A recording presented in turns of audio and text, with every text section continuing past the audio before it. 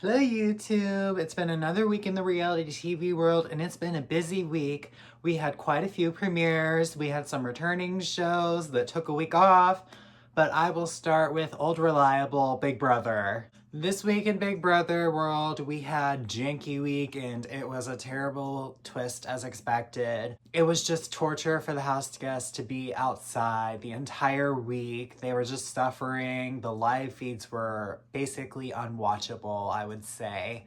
And I'm glad it's over. It had some fun moments in the edit, but please never do this outside twist again. I don't need to see the house guest outside. If I want to see people suffering outside, I will turn on Survivor.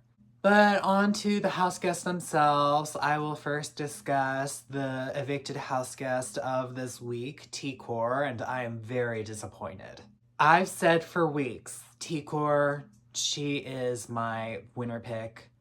I see T-Core having an easy path to the end. Even earlier this week, I was like, oh, T-Core shouldn't be going anywhere this week. Even if she goes on the block, she should be able to stay easily. She should have. T-Core, she had an easy road to the end, and the reason why T-Core is out right now is because she stayed passive. Her passive gameplay helped her at first, but it was ultimately her downfall when she did not have any fight in her to stay as she was on the block, and that caused her to leave. There is no reason T-Core should be out right now. I am so disappointed. She really just gave up. She said in her exit interview with Julie, I am just happy to have made some friends, and that was my goal coming in the house. You made some friends. Congratulations. That was your goal coming into the house. Your goal should have been to win. If she had her eyes on the prize, she easily could have won this season, but she didn't. She did not have her eyes on the $750,000. Despite that being a secondary goal for her, it seems, it was still pretty close to T-Core winning, if some luck went in her favor. She has the natural skills to be good at this game, but she didn't want it bad enough. That's all I can say. I still do like T-Core. I think she has a fun personality, but she's just not made for Big Brother, at least right now. Maybe if she played in a few years, she is young, I can give her some grace for that, but really, you went out like this? I wanted better for T-Core. I really did. I wanted her to win this season, but she just didn't have it in her. Now on to my ranking. Of course, number one is Angela. She won the veto this week. I was so excited. Not as excited as hers though. She was celebrating as they finished competing for the janky veto. Oh my gosh, I just adore Angela. She is this season. The season is nothing without Angela. I really think if Angela gets to that final two, she should beat anybody. She has the most impressive game left on paper of everybody. She is this season's comp beast. She is. She has the most competition wins besides the AI arena. If you count that out, Angela, most competition wins. Of everybody that's left, of course. I have nothing but nice things to say about Angela, but I can't say the same for pretty much anybody else on this cast, at least this week.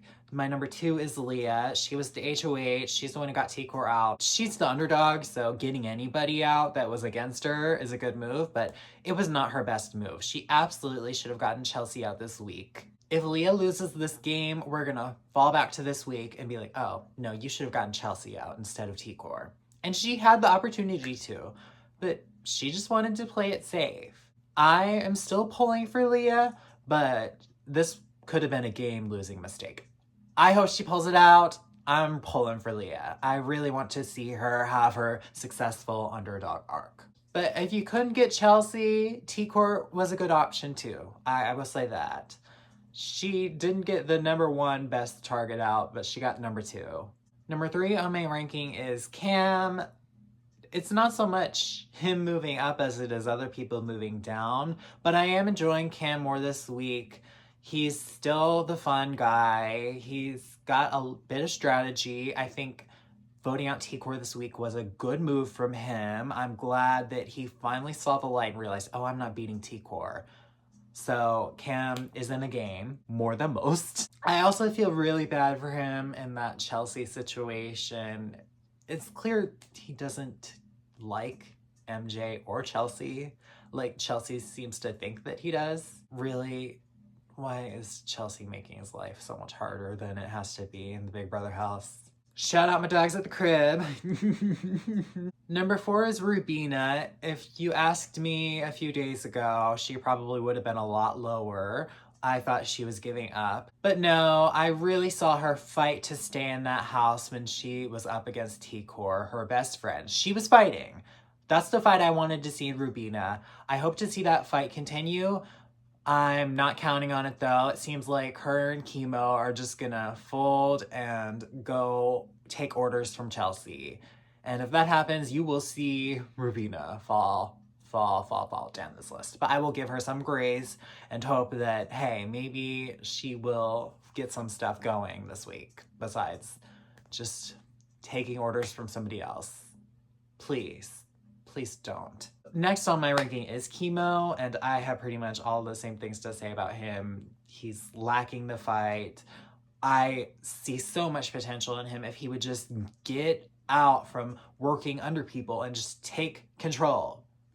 Make moves on your own. These people have you as expendable, Chelsea included. Don't take orders from her. Oh, I want to like Rubina and Chemo so bad. They make it so hard. Speaking of making things harder than they need to be, next is MJ. And if you asked me this before the live feeds came on today, MJ would be much higher. She had an excellent week. She finally got out from under Chelsea. She got Chelsea's best asset out, T-Core, and I was very impressed. She got in great with Leah and Angela. She still maintained Cam, and she got herself in the best position in the house. Then the live feeds come on, we see MJ has won the HOH. She did not need to win this HOH. She was in the best position in the house. She did not need the power. If she get power, fine. Go after Rubina and Chemo. Or take a shot at Chelsea, your biggest threat to win. No, she's targeting Angela, the person she just spent all of last week getting in good with, the person who she should probably be taking to the final 2 as her final 2 GOAT. But no, targeting Angela. That is such a dumb move for MJ. I do love Angela, so that also has MJ going a little lower just because don't target my favorite. But for MJ it's herself, it's a stupid move. Oh. She's also got a wicked case of HOH-itis, which should be a little entertaining, but also, oh my gosh. I've been calling you dumb for weeks. You finally show me that you're a little smart, and you go back to being dumb. Wow. Wow. Last on my ranking is Chelsea. Stalker. Enough said. Chelsea's gonna win this season. It's inevitable at this point. They're all afraid to go after her. And it's not for anything Chelsea really did, because she did not fight enough to stay in last week. Leah absolutely should have gone after her, but she was just too scared. Chelsea did not really even try to save herself. She just got lucky. And hey, luck, you need luck to win. Chelsea does have some game skill, but it's just really frustrating watching everybody kiss the ring. Well, that's enough of the ranking. I will say this week I enjoyed the competitions. We had that veto puzzle. I really thought that one was fun. That HOH competition, it was an excellent competition. I would have loved to seen it play out on the feeds, but no, they left the feeds off for that. I was very annoyed. Don't advertise 24/7 live access. You could have put your cameras on and let us watch them all sit there for hours holding marshmallows.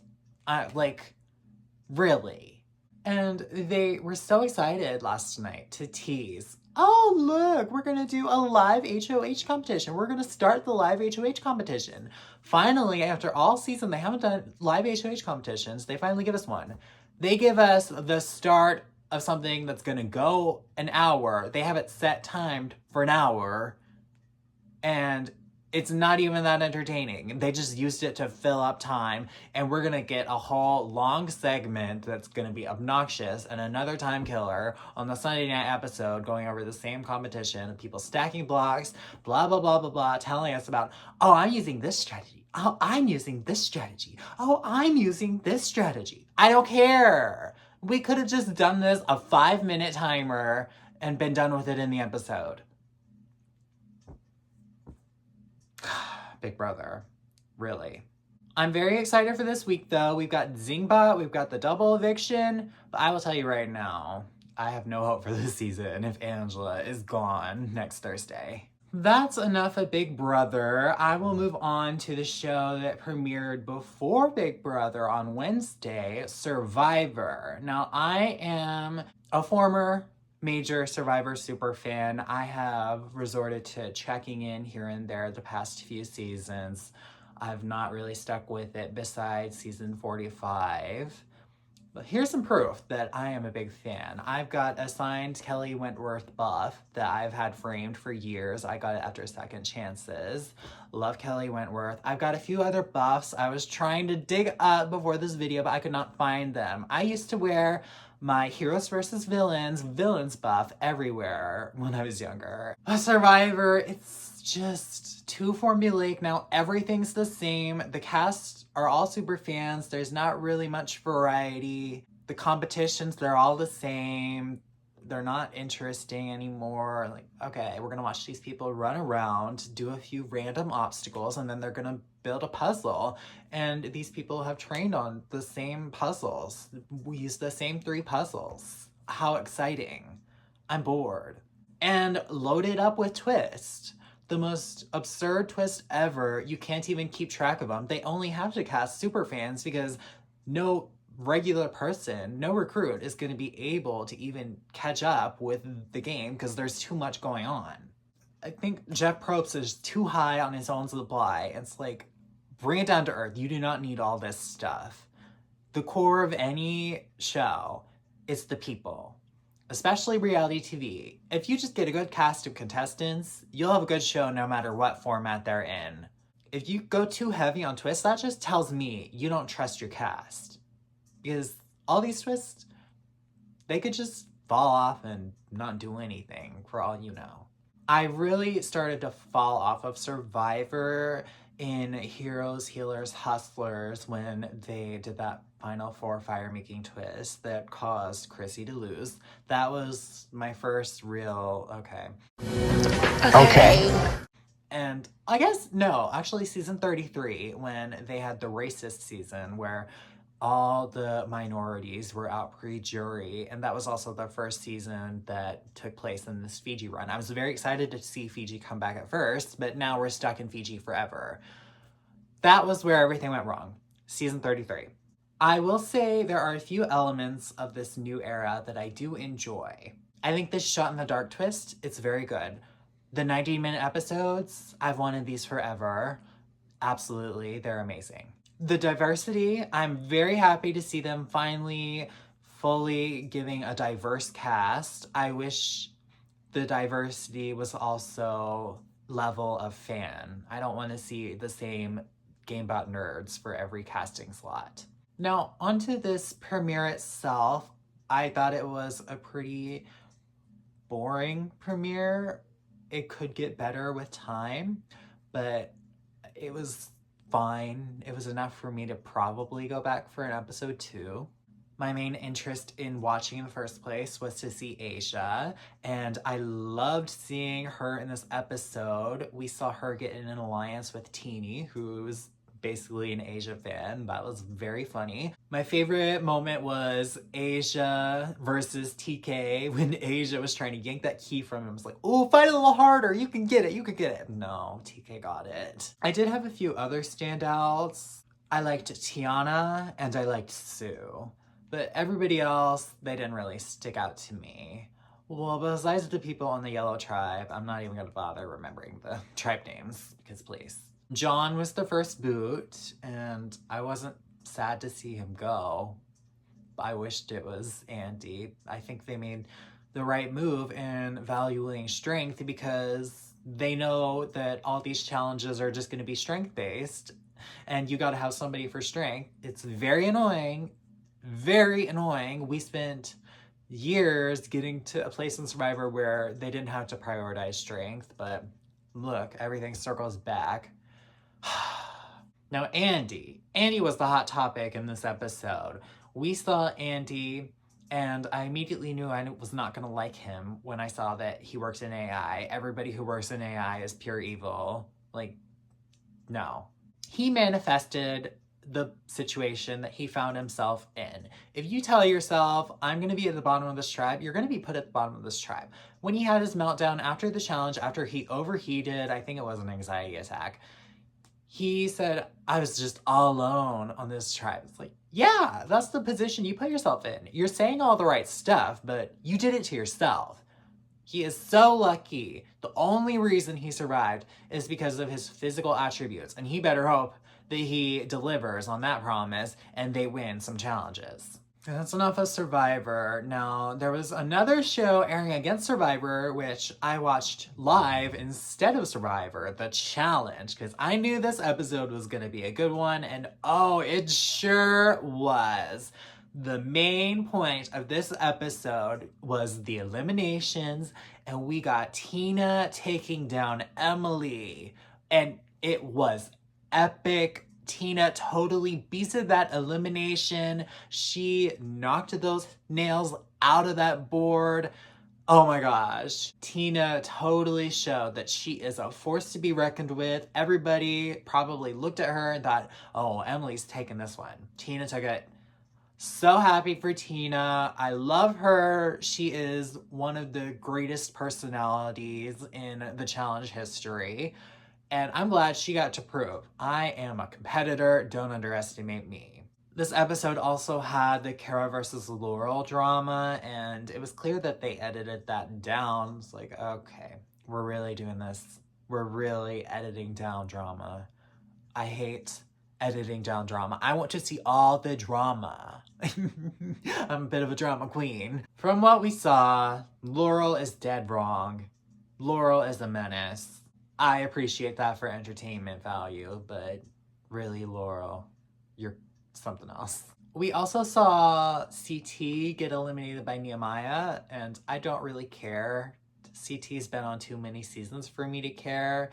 When he lost me on the Traders, I'm still salty about what they did to poor MJ. Something about CT, he's just kind of sinister. I don't know. I really started hating CT a few seasons back when him and Big T were partners and he did Big T wrong. Ever since then, I've no respect for CT. Even before that, I don't think I had much respect for CT. The way he would just speak about some of the women, disturbing. I know he's like the fan favorite, but seeing CT leave, okay, bye.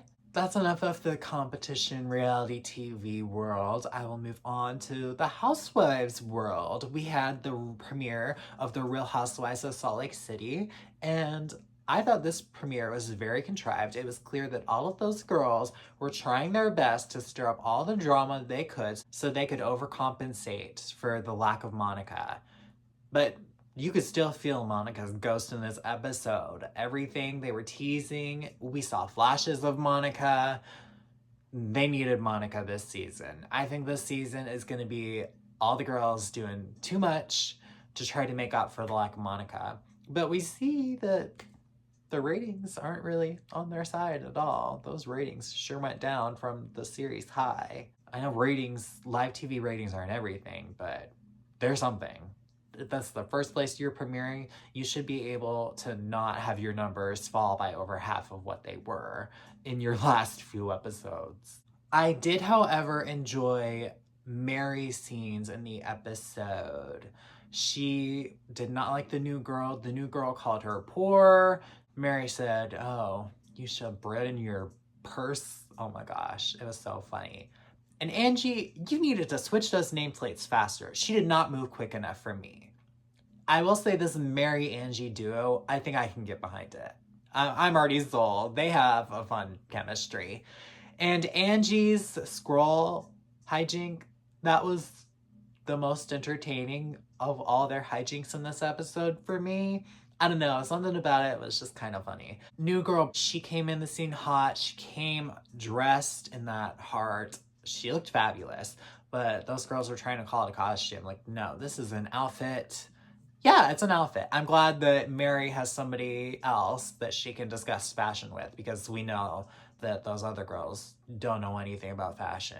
Look at their other looks. We saw Lisa, she had 2 confessional looks this episode. You wouldn't be able to tell because they were both black dresses. Really. The most bland and basic girl on Bravo. I guess the main storyline was everybody ganging up on Whitney.